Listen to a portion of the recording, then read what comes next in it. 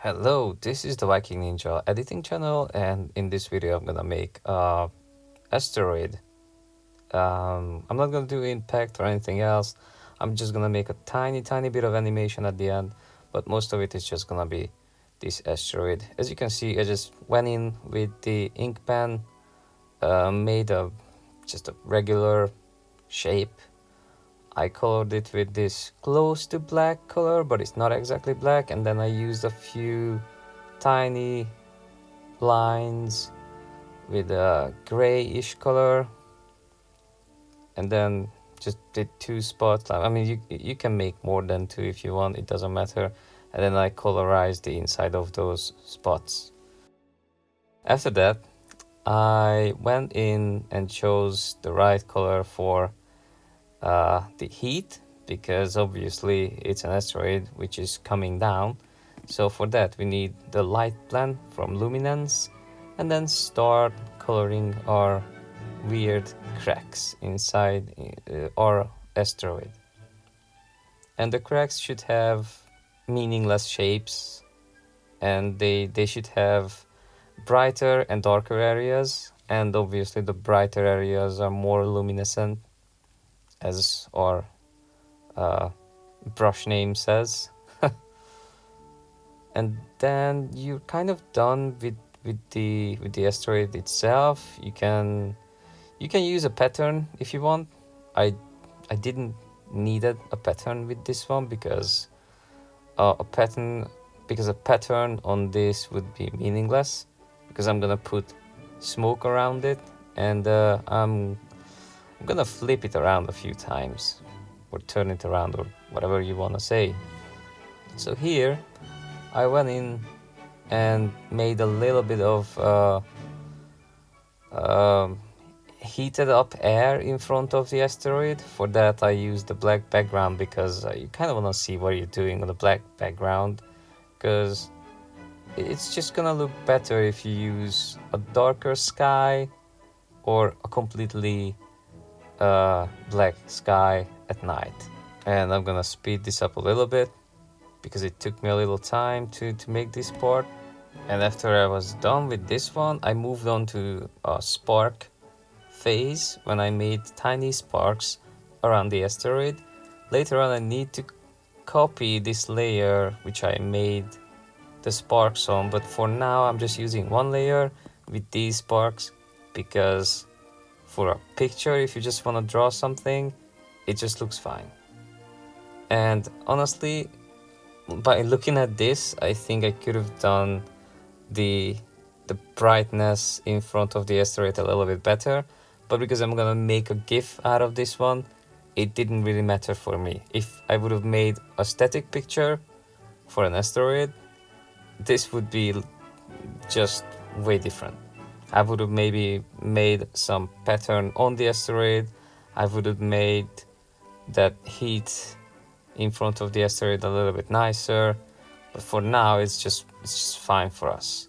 And now I'm actually looking for the right brush for the smoke. And at first I was thinking about maybe airbrushing it, but I know I have my elements cloud brush, which is fine, because the clouds are very much similar to smoke if you think about it, if you make it a proper way.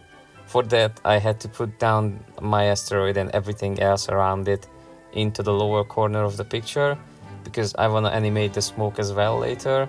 So I need to be able to do that on my full frame, because otherwise it would look really weird if the smoke would have really hard edges at the end of the frame, because I kind of run out of space.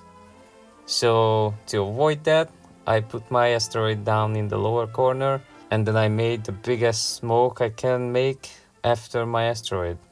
Let me speed this up a little bit, because this is gonna take me a while. And then I got these all in a group. I copied the group, and my next part is just the animation part, which is gonna be really easy, because we're not gonna make anything new. We're gonna use the layers that we did until now. And the only change that I made is basically copying this layer where I have these spark thingies, and everything else is just done by converting the shapes into either smaller ones or bigger ones, using a little bit less opacity or more opacity, and that's it.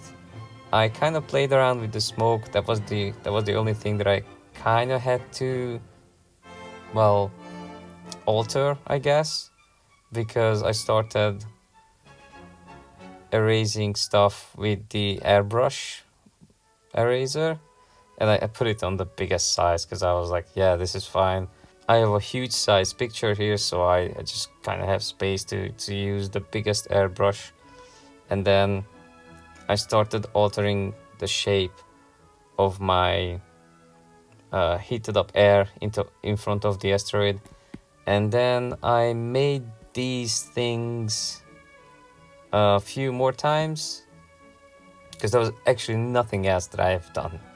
I just copied the group, altered the size, erased some of the smoke, made a little bit more new smoke because it has to look different, and changed the size of my heated air. I copied this layer that you can see here, the sparks layer, moved it back, the old one, and the new one I moved almost right on top of the asteroid. I used a little bit smaller size for that, and that's it. This is what you have to do, and I'm gonna speed this thing up a little bit so you can see the end result, because this is just the same steps that you have to do as many times, as many layers as you're gonna have, because at the end you just have to flatten your groups, and after you flatten your groups, every group is gonna be one frame in your animation. I only used 6 because I didn't need it anymore, and yeah, here you go. Here's what it looks like. And thank you for watching. You can check out my other stuff. There's a few other drawing tips and brush tips that I have on my channel. I don't have too many things yet, but in the future maybe I will. But yeah, also you can subscribe if you want, and other stuff, and like, and stuff like that. Bye.